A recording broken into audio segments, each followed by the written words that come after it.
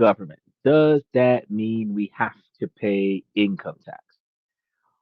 Well, of course, because the income tax is paying for the politicians that are not making decisions on the bills so that the rest of us don't have any money. So, yes, technically, even though it's supposed to be a voluntary system, some people are saying that it's mandatory. Um, if you file, you're supposed to tell the truth because if you don't, that's fraud. But if you don't, there's not always a situation where they're coming after you, especially if you're under, I want to say $30,000 um, at a time. But if they don't get something from you from somewhere, they're typically going to come and knock on your door and MC hammer all of your stuff.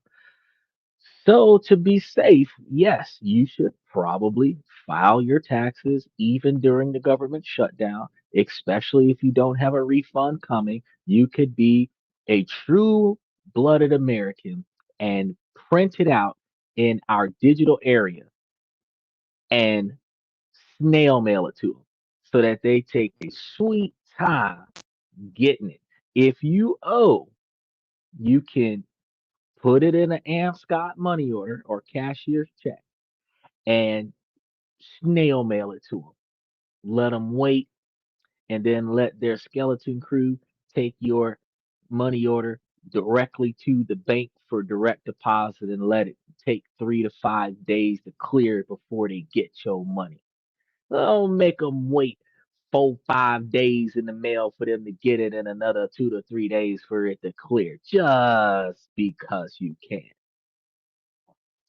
That's what. And just to be that person, you could make sure that you drop it in the mail the week before the last day to file, so that they got it at the last minute. So you ain't gotta file it in January. You can file it in April. You avoid identity theft if you file it in January. So just want to throw that out there. So with Fiji, this more than just friendly welcome, it's a structured invitation with real tangible benefits. And in tonight's show, we're going to break down the official incentives, the specific policies, and the exact sectors creating this unique investment climate.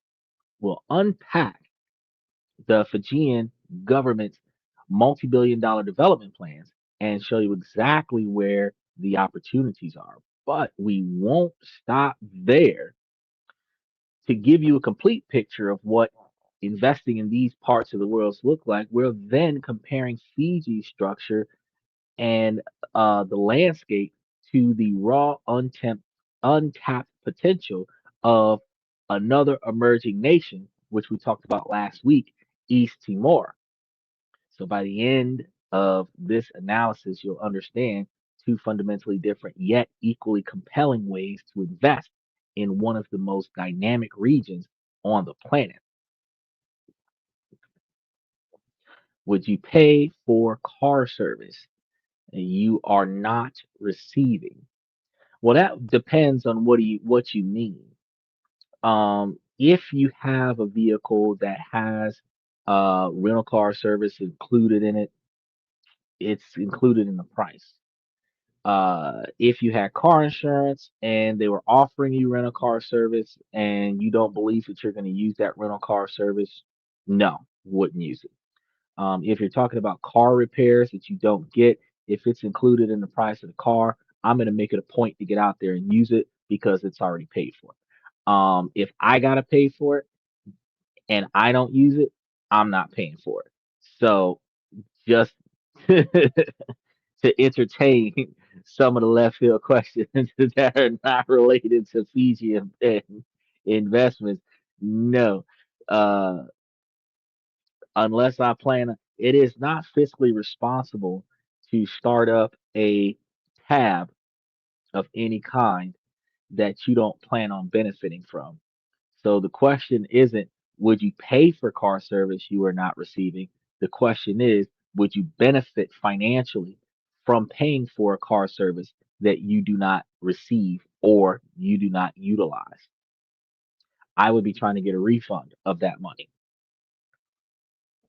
Just make sure the postmark is before midnight of the due date. Well, if you are mailing it a week before, the postmark is 7 days ahead of time, or 6 days if you dropped it in an overnight drop box. The check would probably clear the day after the deadline, but they would have received it 3 days before the deadline. But even with our slowed economy, because you got to understand that with furloughed and essential workers going about, even the U.S. Postal Service could be affected. So I wouldn't take the chance of trying to do it the night before because it might actually end up being a day late. And then while you would have filed late. So they would then mail you a notice that you now owe penalties and late fees. So, we want to make sure that we're doing it the right way to the best of our ability. Fiji Island, yes, that's what we're talking. You remember um Fantasy Island? That's kind of what we're talking about right now. And for any serious investor, the last decade has been defined by a constant hunt for real returns over in Fiji. So traditional markets in North America and Europe, while safe, have become saturated, meaning overpopulated with investors where the division of profits are divided exponentially.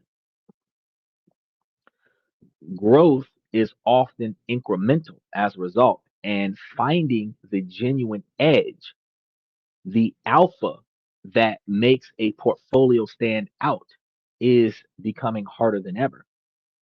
And this has pushed smart money to look beyond the familiar towards economies that are on a much steeper growth curve.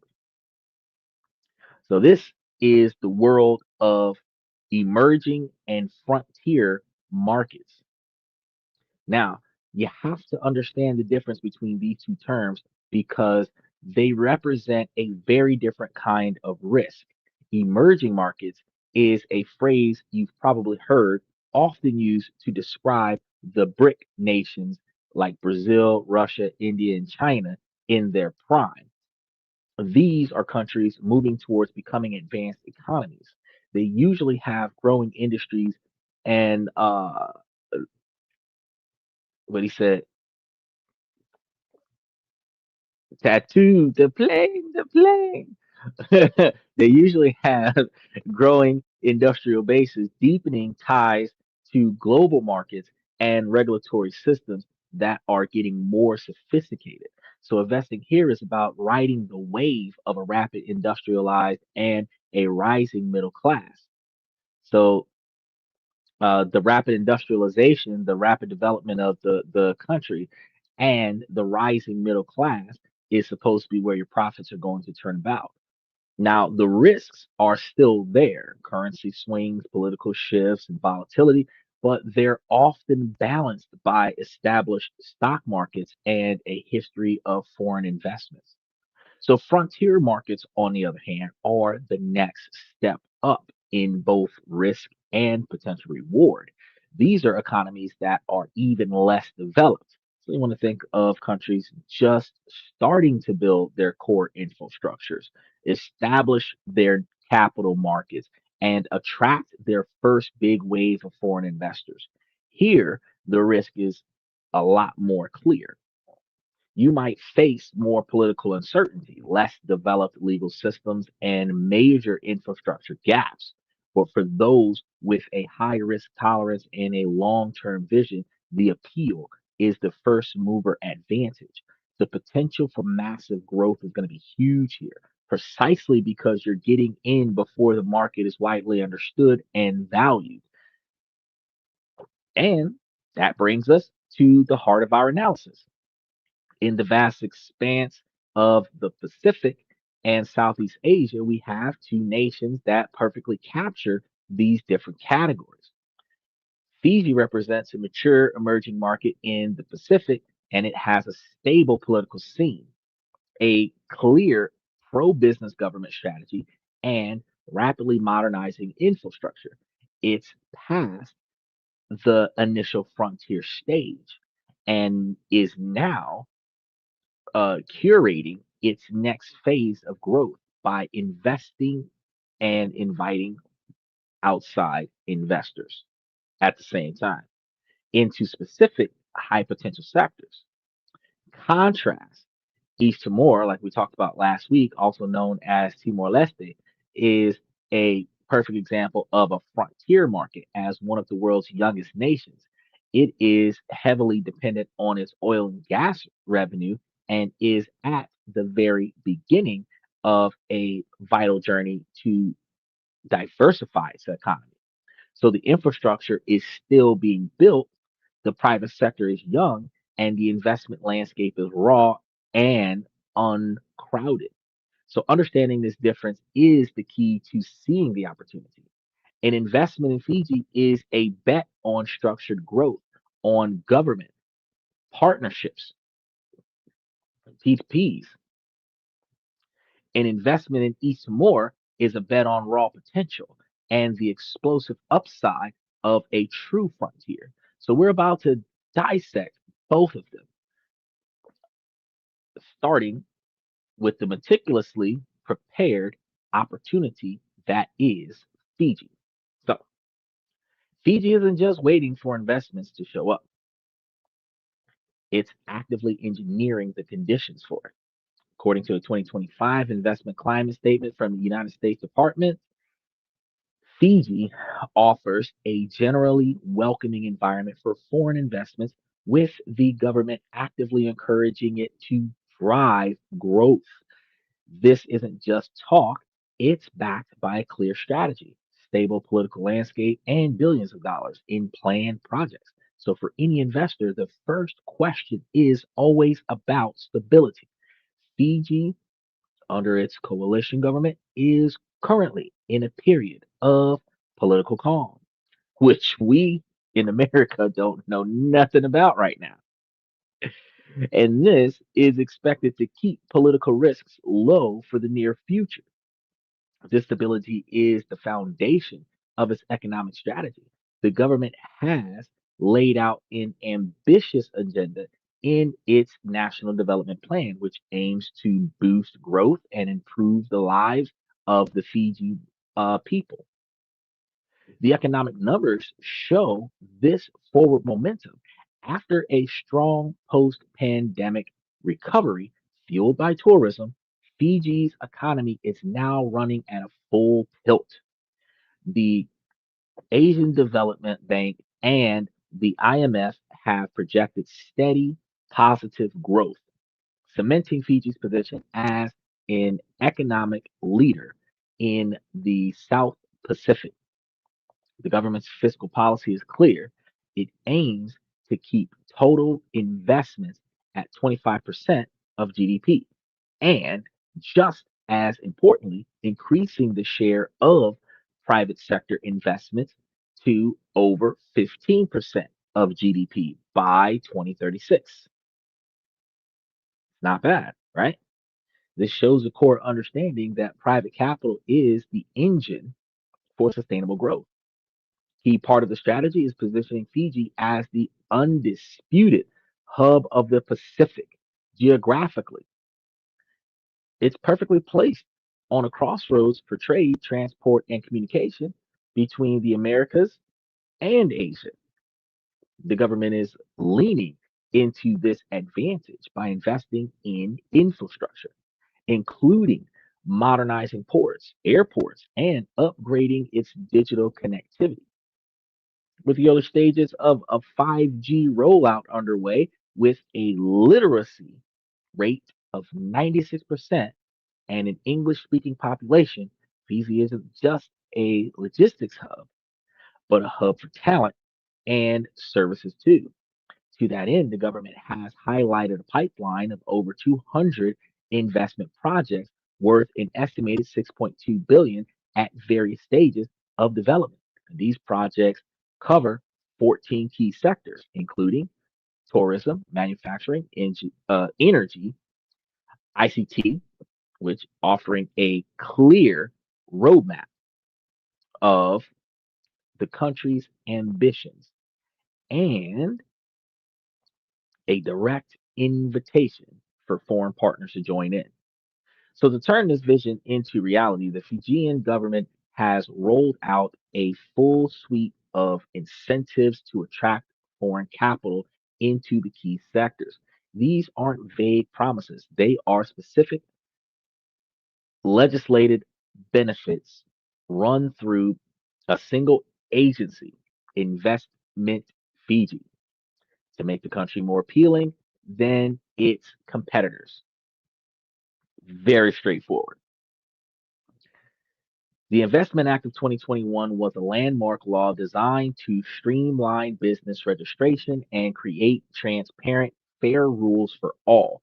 While bureaucracy could still be a challenge, the government is clearly working to cut red tape and make it easier to do business. So, what is on the table? Well, for businesses in priority areas, the government is offering some very attractive deals. We talk about these in major countries around the world. Major investments in sectors like healthcare or infrastructure will have the government offering tax holidays that can last for years. For example, setting up an audiovisual production facility with an investment of over $2 million. For the average American, we can't afford that, but let's just say for hypothetical that you could. This could get you 7 years of tax exemption. They also have operations such as reducing corporate tax. The standard rate is 25%, but it can go much lower because a foreign company relocating its headquarters to Fiji can get a 20% rate. 5% isn't that much until you talk about $2 million. Now, new companies listing on the South Pacific's stock exchange are rewarded with a rate of just 15%. Duty concessions for new businesses has the government offering import duties exemptions on raw materials, machinery, and equipment. And this is going to dramatically lower the startup cost of setting up an operation. Then the government allows businesses to deduct more than their actual spending in certain areas. For instance, there is a 150% tax deduction for wages paid to apprentices and a 300% deduction for employing persons with disabilities, encouraging both skills training and social inclusion. I don't know, getting the discount, probably want to hire 10 to 1. That's actually pretty good. They still have to be productive though. Now, these incentives aren't random, they are surgically targeted at the industries Fiji sees as critical for its future, like energy, healthcare, ICT, and business process outsourcing, BPOs. The incentives are the how, but the sectors are the where. So let's look at the most promising areas. Renewable energy. This is maybe the most exciting opportunity in Fiji right now because the government is seeking $2 billion in investments for its renewable energy transition plan, with the ambition goal of powering the nation with 100% renewable electricity by 2035. And this is one of the largest green energy programs in the Pacific. The plan aims to build 165 megawatts of new solar capacity alongside hydro, biomass, wind, and geothermal projects. Deputy Prime Minister Biman Prasda has been direct, stating, without private investment, the dream of achieving our targets will not be realized. The government is actively seeking private partners to make this happen. For investors in the green energy space, Fiji is a priority destination. Information and communication technology, as well as business process outsourcing, is the goal. Fiji is aggressively positioning itself as the outsourcing hub for Australia, New Zealand, and even the US. The BPO sector, which covers customer support, finance, and back office work, is being called a game changing industry for Fiji's economy. So the value proposition is simple: a highly literate English speaking workforce with a natural talent for customer service, a convenient time zone, and strong government support. The industry is estimated to employ between 8,000 and 10,000 Fijians. Oh, that sounds so much like Vegetas and Saiyans. Sorry, I had to go there. The industry is estimated to employ between 8,000 and 10,000 Fijians, and the government's goal is to grow this to 25,000 jobs overall. For companies looking to outsource, Fiji offers a compelling alternative to more saturated markets, blending cost effectiveness with high quality service culture. Then, when we get to tourism and healthcare, we have tourism that has long been Fiji's economic backbone, but the focus beginning to shift. So there's a growing emphasis on sustainable and niche tourism, backed by another $200 million. And this tourism development program is with the World Bank. This opens doors for investments in eco lodges, wellness retreats, and adventure tourism. The uh, understanding now is that Fiji is also targeting medical tourism. I didn't even think about that before. Medical tourism is uh, going to allow Fiji to offer incentives for investments in new hospitals and specialty clinics to serve the wider Pacific region. Beyond these major sectors, Fiji offers some unique higher risk but potentially higher reward changes for the more adventurous investor. Aquaculture and mariculture are up next because with its vast marine resources, Fiji is a perfect spot for sustainable seafood ventures, especially in seaweed farming and cultivating high value species for health conscious global markets.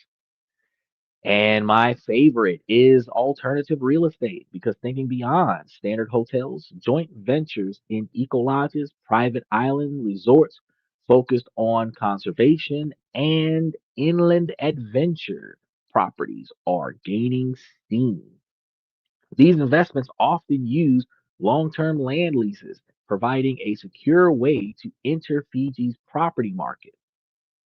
Digital media and content creation is also on a big upswing. Using Fiji's stunning scenery and growing ICT infrastructure, there are real opportunities for digital media production. The government provides specific tax breaks and duty exemptions for the audiovisual sector, making it a great place for filming and content creation. No investment is risk free, and it's important to approach Fiji with a clear head while the government is working on reforms, bureaucratic hurdles, and red tape that are still common complaints from the investors. The approval process can be slow, and navigating it often requires patience and local expertise. But there are also specific restrictions. because foreigners can't own the land outright.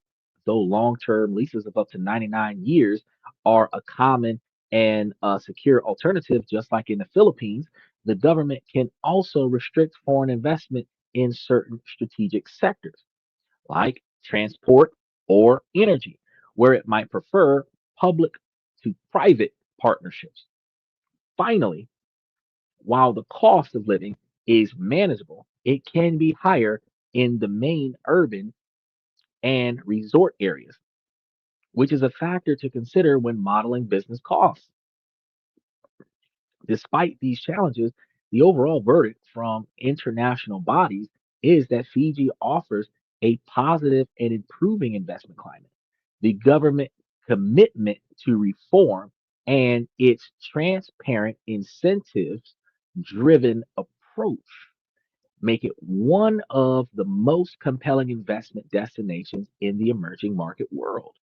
So, if you're finding this breakdown of Fiji's investment landscape valuable and you want to learn more about unique global opportunities, take a moment to subscribe to the channel because we regularly analyze the economic strategies and emerging nations with a new kind of detail that you won't find anywhere else. Make sure that you hit that subscription button and turn on those notification bells so that you don't miss out on what's next. Now, let's switch gears and compare Fiji's structured environment with the raw frontier of Estimar. Having explored Fiji's structured, incentive rich landscape, let's turn to a very different kind of opportunity because East Timor or Timor Leste, if Fiji is developing suburbans with clear master plans, then we can assume and observe East Timor is the vast expanse of land on the edge of the map, holding immense uncultivated potential. It's a true frontier market, and investing here requires a different mindset, one focused on long term vision and the appeal of getting in on absolutely the ground floor. Timor Leste is one of the youngest countries of the 21st century, having restored its independence since 2002 after a long, difficult history. Its journey since has been one of nation building and creating an economic uh, uh, society from scratch. This context is critical. So the country's economy is overwhelmingly dependent on oil and gas revenue from Timor Seas. And this reliance on a finite resource creates a powerful, urgent need for economic diversification, a challenge that defines the nation's entire economic policy. Ah, so he said, listen, I appreciate your hustle, but right now I'm living it up in Denaru Island. Let's head to it. What we pitching? Let's do the work. Okay. So next week we can cover Denaru Island. We do a different country every week. We do at least one, if not more, every week. And we can see exactly what kind of financial investment opportunities that they have in that country. Because while it's always fun to swing by a place and uh, kick off our shoes and relax our feet, fact is, it is better for digital nomads and the smart investor to put their money where their vacation is and make it a business trip. So fantastic that you're living it up because I know a lot of people who wish that they could. Now, the economic numbers here in East Dumar paint clear pictures because their GDP per capita is significantly lower than Fiji's at around $2,300. The nation's sovereign wealth fund, which is the petroleum fund, has been managed well and provides a big financial cushion, but the government knows This money must be used to build a sustainable non-oil economy for the future. Yeah, but we talking Fiji. Do you know do you know Denaru? Yeah. What's the difference? Are you about to provide us a piece by piece comparison of the island that you're on now? You're able to show me that your island is better than Fiji, or is there more financial opportunities over there that are not in Fiji? Uh, what's up? Because tonight's show, we're talking about Fiji, and we're comparing Fiji to a country we already covered last week, East Timor, out in the Pacific. And then next week, we can compare these two to your island. Make sure that you guys like and subscribe. Now, the World Bank and IMF both forecast positive, if modest, economic growth driven mainly by public spending and a slow expansion of other sectors. So, the key takeaway is that Timor Leste is at a turning point. So oil money won't last forever, and the clock is ticking to build new engines for growth. So, the government knows this, and through its investment agency, Trade Invest Timor Leste. It's actively seeking foreign partners to help build these new industries. The core of Timor Leste's investment pitch lies in its natural mission to diversify away from oil. And this isn't just a preference, it's a matter of economic survival. So the government has identified four key pillars for this particular effort, including the agriculture, tourism, fisheries, and light manufacturing. So for investors, these are the main entry points into the Timorese economy. Tourism is widely seen as a sector with the most explosive untapped potential. Timor Leste has pristine, untouched beaches, world class diving with incredible marine biodiversity, and rugged mountains perfect for ecotourism. The government's goal is to attract 200,000 tourists per year by 2030, a huge jump from current levels. The opportunity here is fundamental. Build hotels, eco resorts, diving shops, and the basic infrastructure to support more visitors. Now, the agriculture is going to be different. This is the backbone of Timorese society, with about 60% of households working in the sector, but most of it is for their own substance. This presents a massive opportunity for modernization. The country's highlands are famous for producing high quality organic coffee, which is already its top non oil export. There is huge potential to scale up production and processing of coffee, as well as other high value crops like vanilla, cloves, and cocoa. In their fishery area, with over 700 kilometers of coastline, Timor Leste's marine resources are rich but underused. The opportunity is to develop a sustainable fishery industry, and this includes investments in modern fishing fleets and aquaculture, which is fish farming, and processing facilities to tap into both local and international seafood markets. Okay. He says, again, I just happened to come across your stream.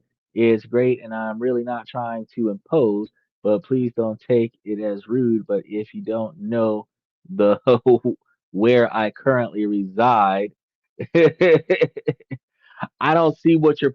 So you're. I thank you very much for your compliments. It's always good to have a fan of the show when I cover your island and I talk about its ups and downs, its financial benefits. Oh. So you're saying that I don't know Fiji because you know. Okay, so you think that you could tell me more about the island than. I've already been able to talk about so far.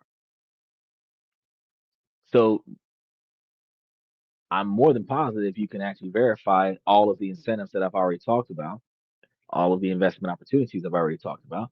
What do you know about Fiji or the Nauru Island that you think I don't know? Because the only thing you're asking me is, do I know your island? Do I know your island? You're not providing me with any facts or any details. While he thinks about this, let's go ahead and touch base on infrastructure and manufacturing. As a developing nation, the need for infrastructure is immense. The government is investing heavily in roads and ports, like the new deep water Timber Bay port, which will dramatically boost trade. This creates side opportunities for firms in construction and logistics. There's also potential for light manufacturing, especially in processing crops into packaged goods for export. Tell me I'm wrong, Beach. Tell me I'm wrong. An investment into more Leste is not for the faint of heart, though, because the risks are real here as well. And any potential investor needs to go in with their eyes wide open, not thinking about greed. The very things that create the potential for high returns are also the biggest challenges because undeveloped infrastructures have quite a few problems. And with this, I want to make sure that we get right across the most immediate problems because outside of the capital of Dali, roads can be poor. Electricity isn't always reliable. The same way in Belarus and Bangladesh with rolling blackouts. These gaps can raise costs and complexity for a new business. Here we go. Again, I live in Fiji, more precisely, Denaru, because of the what is that, realty and ever coming Denaru Marina and Fiji's most exclusive address with only 32 luxury residences available, each with guaranteed rental income and access to five-star resort amenities. And this is the chance to own a slice of paradise that pays for itself. You're talking about the commonalities of the resorts at the top of the show. I was talking to you about unorthodox opportunities that are not the traditional forefront. Is that I'm not selling to you, I'm with you. And speaking of opportunities, where's your spreadsheets? I'm aligning with you. Get him, Michael. Hey, I don't take offense. You can provide with a lot of information. If you know your country and you know that I'm telling them there are places where they can invest, they can put their money. And a lot of the times when you go and do large scale investments that are backed by the government, you also can end up with a level of long term visas or residency over there. So, I appreciate all the information that you have to have. He said spreadsheets on chat. Look, what we gonna do? Copy and paste it in the comment section, Michael? Come on, man. He's I'm just interested in your talking adding. Nay, no, no, no, no. Go ahead, keep adding. I am not gonna say no to you adding information in there. Fiji may have 32 luxury residences available, but as an investor that's going to be getting over there doing a startup or doing a government backed uh, um, investment opportunity, you're not just looking at what's already there. The idea is to look for what else can be put there so that you can develop other ways to make money for you. So fantastic. You can go there with less money and invest in something that already exists and get returns back on your investment. But if you're going over there for something bigger, you're going to start up something new that doesn't already exist. And you're going to put your money in places that not too many people are involved in. That is going to have higher long term returns. Michael said, I would hate to go over your books. I'm just a visitor like you here. But hey, both of y'all got a lot of wisdom. I really appreciate it. I really appreciate it. Thank you very much, guys. Y'all are very, very intelligent individuals. I just thought that was, he said, show me the spreadsheets. Oh, we got to make some money. Look, um, nascent legal framework. That's where we were just a moment ago. While Timor-Leste has a private investment law, the broader legal system is less mature than in a place like Fiji because Fiji is more developed. Fiji is more ready to run. And just like Beach Connoisseur mentioned, there's a lot of money already being made from some of the people who hit the ground running already. Contract enforcement and navigating bureaucracies can be difficult in Timor Leste, and the system is still a work in progress because they're not nearly as developed as Fiji. Human capital constraints still exist in Timor Leste. The nation has a shortage of skilled labor there, so finding trained managers, technicians, and service professionals can be tough. The English proficiency is not as widespread as in Fiji, which can create communication barriers. Hold on, he says specifically Denaru, unlike Savia, the capital, there is a governmental push because the property rate and tax associated are a win for Fiji. Yeah, I covered that earlier. I was talking about the look at the top of my head. I was talking about the tax holiday earlier in the show, and then I was also talking about the tax deductions that they were offering, especially in the real estate area.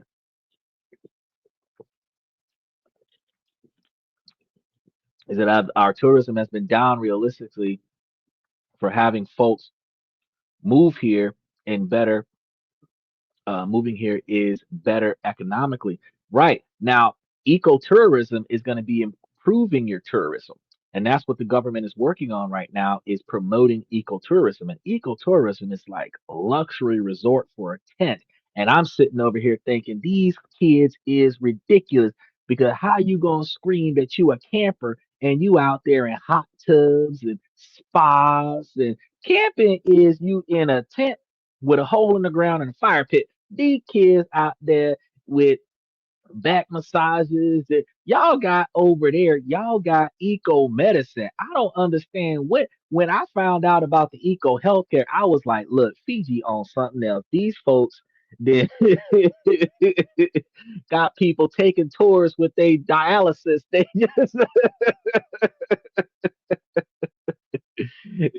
I, America, we get delivery. If we could get us some connoisseurs, a concierge, not connoisseurs, concierge doctors to come to the house and check that pimple on our butt, we wouldn't even leave the house for the doctor. We lazy as fuck. But Fiji's like, no, no, no, no, no. You go on vacation and you stop here and get some medical treatment too. We have the best insurance in the world. uh, Michael says the downturn in the economy is good for the buyers. What's your thoughts? Well, true. If the any type of downturn, as long as it's minute or brief, is a positive thing for investors. And any new investors on an already existing market is going to dramatically impact an upswing. If there's a downturn and the investors are pulling out because of the downturn, then it's just going to sink. But if the downturn brings in even more investors and the investors that are already there are maintaining for the long haul, it will force that upswing. So the fact that it is good for, as he said, the people not just coming in for tourism, but they're actually coming in and moving in and staying there, it is better because they're not just there for a short period of time where your money fluctuates. They're there forever, which increases consistent capital for the country, and that's better for revenue. Why you think Donald Trump was charging people $5 million for a U.S. passport? I mean, not a U.S. passport, U.S. visa with his face on the visa. I would have gave him 4.9 million so that they could take his face off. I'll give you 100 grand to take his face off. I'll take the gold part, but take his face off. Downturns sometimes are necessary to flash bait for skeptic investors. See, look at that. The island isn't going anywhere, and buyers are just waiting for a good entry point. And that's what a downturn is. It's a good entry point. It's like paying double dutch with the economic market. When things start going down, you jump in and then you go up with it. Buy low, sell high. Just checking out your island. Beautiful. See, this is what I'm telling you. This is what I'm telling you. Middle of the night, they got beautiful weather out there. Vacation spots like no other.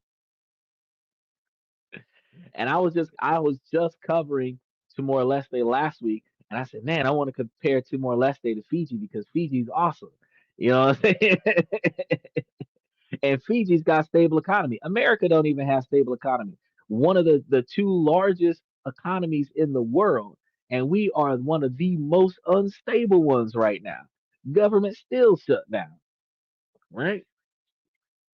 Now they have some political risks in Timor Leste because while the country has made incredible progress in building a stable democracy, the political environment can be fluid.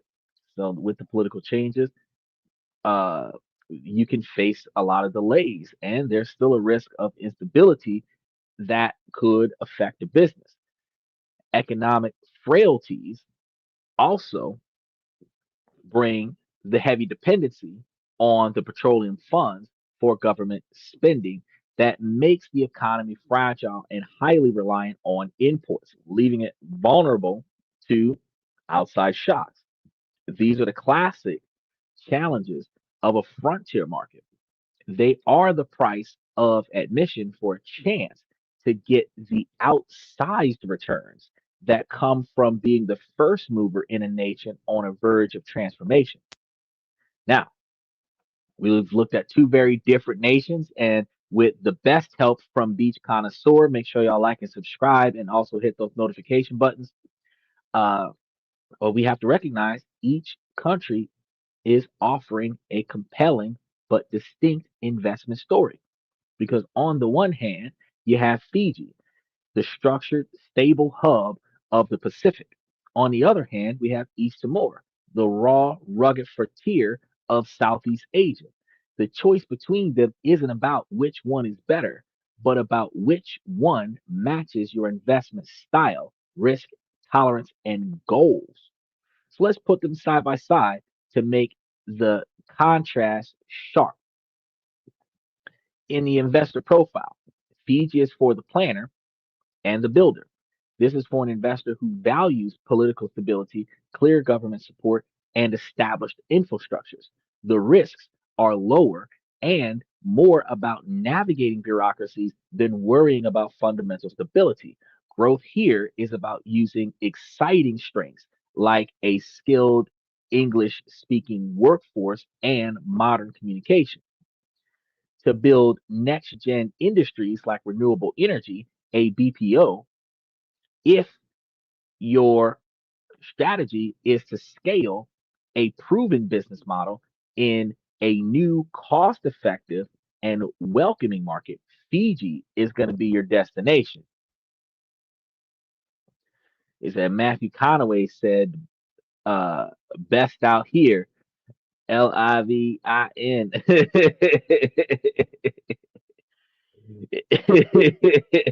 Good point. Now, East Timor, on the other hand, is for the pioneer and the visionary. This is an opportunity for a venture capitalist mindset, an investor willing to take on higher less defined risks for a shot at exponential first mover returns. Is tourism your biggest? No, tourism is not their biggest.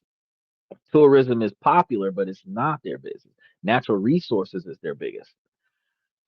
I will say challenges we have is the shipping constraints that adds to the cost of materials.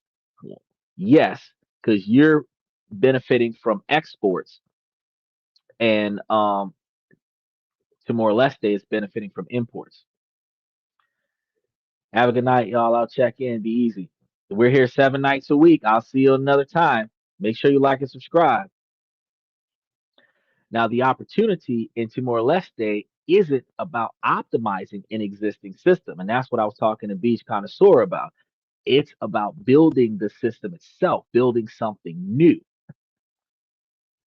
So, since we are creating first eco resorts or modernizing the first coffee plantation, an investor here needs to be patient, resilient, and hands on. So you can't just throw your money down and be like, it's going to be good.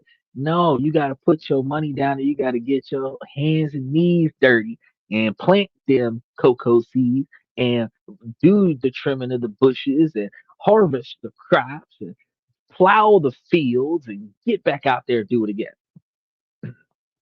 The analogy is buying a vast tract of undeveloped land, betting that a city will one day be built there, making your initial stake incredibly valuable. Be a traveling nurse and go for free. Just have to work shifts 4 days per week, 10-hour shifts, paid housing included. Well, that might actually work. I can't even knock that. And when you're getting medical experience in multiple countries, that looks good on your resume.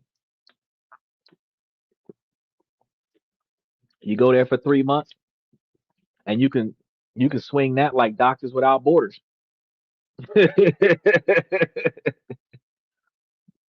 Now let's look at the economic base because Fiji's economy is more diversified with strong pillars of tourism and services as well as agriculture.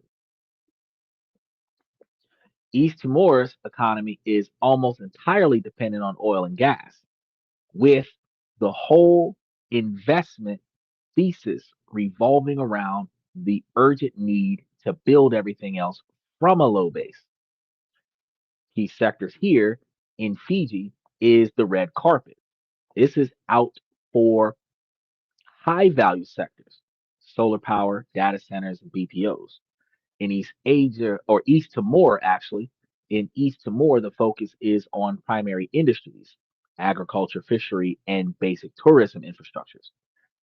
Those infrastructures in Fiji is modernizing its ports and has submarine internet cables connecting it to the world with early 5G deployment. East Timor is still building out its basic infrastructure with major projects like the Timber Bay port just coming online to boost its trade capacity. So when we start talking about the cost of labor or the cost of living, while data can be mixed, the general picture suggests a lower operation cost in East Timor for early stage ventures. Fiji, more developed resort areas, common uh, demand for higher prices. Now, this makes East Timor potentially more suitable for ventures where keeping initial costs down is critical. Back to that labor force, Fiji's key advantage is its large labor pool of educated, fluent English speaking laborers. East Timor has a very young population, but more limited pool of skilled labor and lower English proficiency, which is both a challenge and a training opportunity for investors. So, if nothing else, you could teach their educated group, you could get paid for it to teach their workforce English and trades. but you would have to teach them English and trades so that you can have the type of workforce that you need to do other things. Build a school, build a college. Ultimately, the choice is between two different points on the development journey. Fiji offered structured, government supported growth. Esti Timor or East Timor offers the high stakes, high reward challenge of a true frontier. The right choice depends entirely on which one of those two descriptions gets your pulse racing. Now, we've covered two distinct economy landscapes in the Asian Pacific. We've seen Fiji, a nation that has done the prep work and is now sending out a formal incentive backed invitation to investors.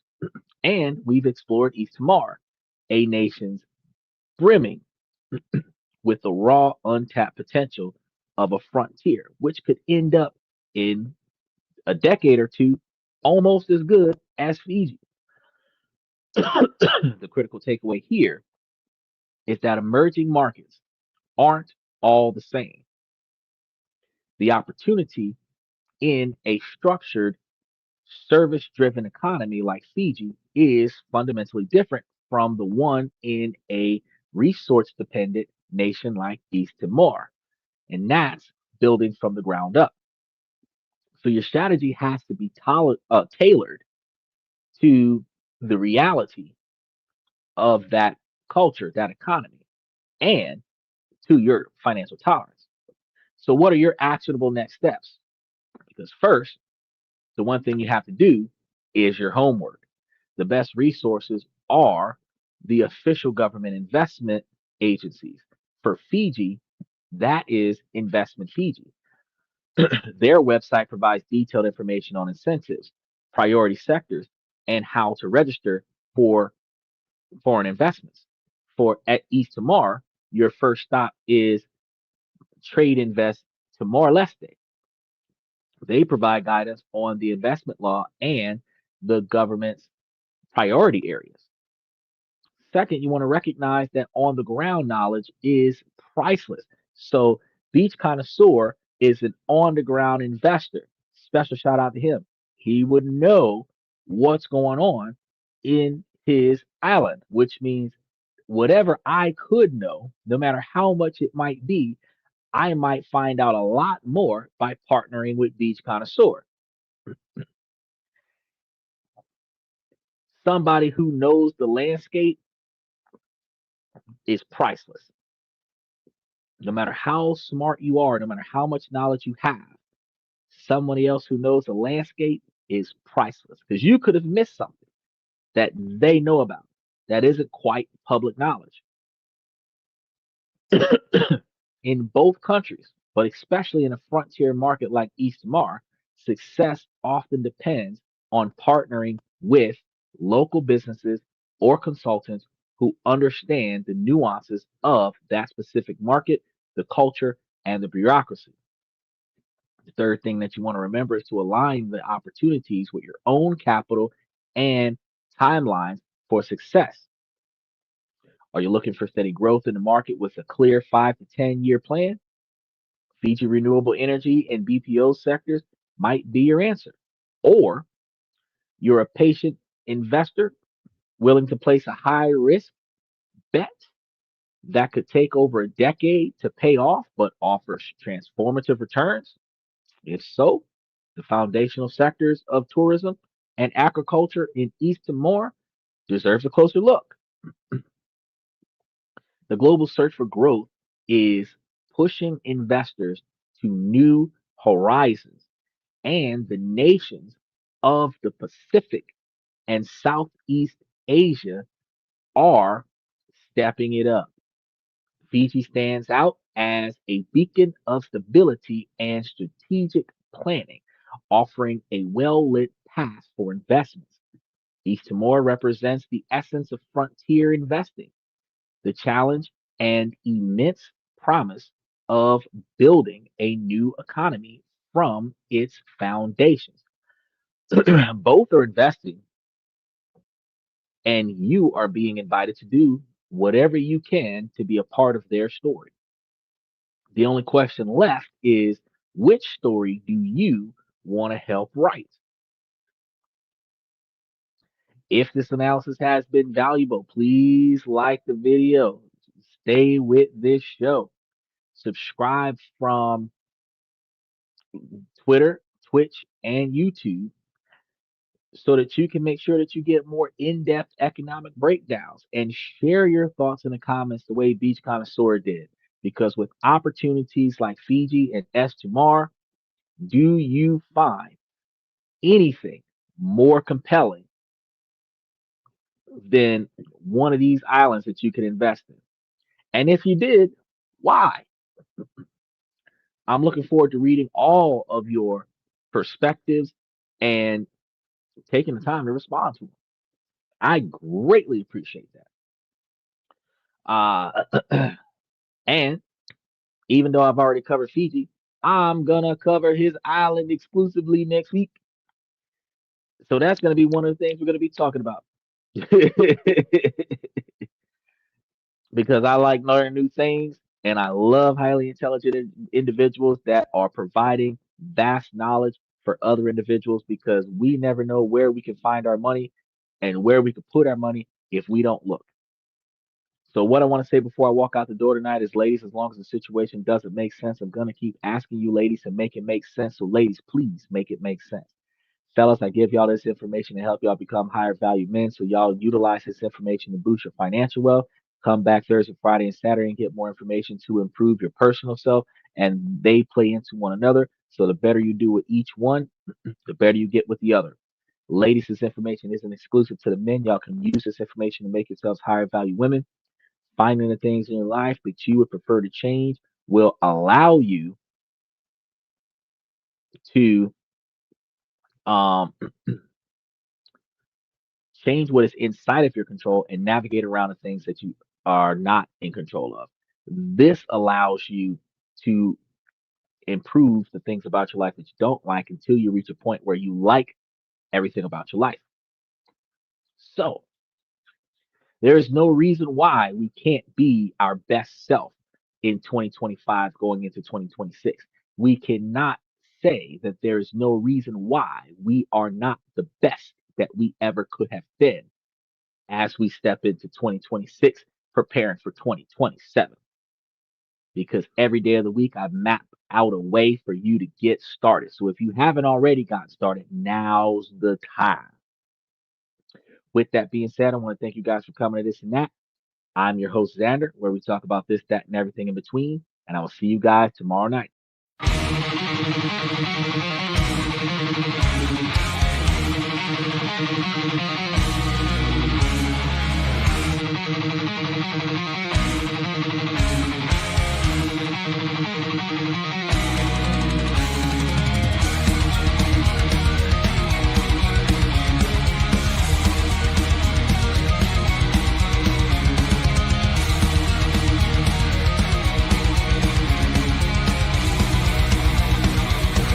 Higher ground.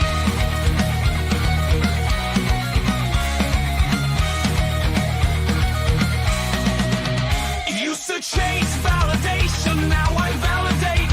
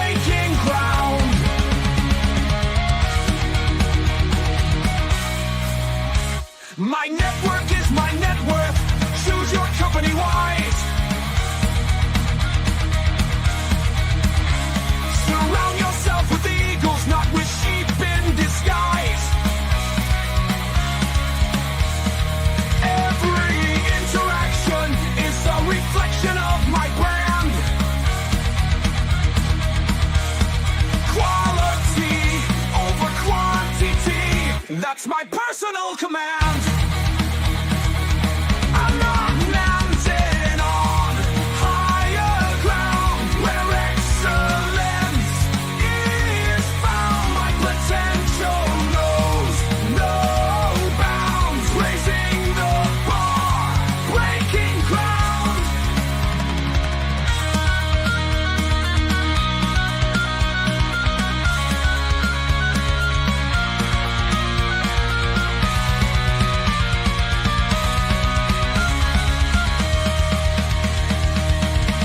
I'm not just living, I'm manifesting my vision, cutting through limitations with surgical precision. My expectations are my compass, my respect is my shield to mediocrity and chaos. I will never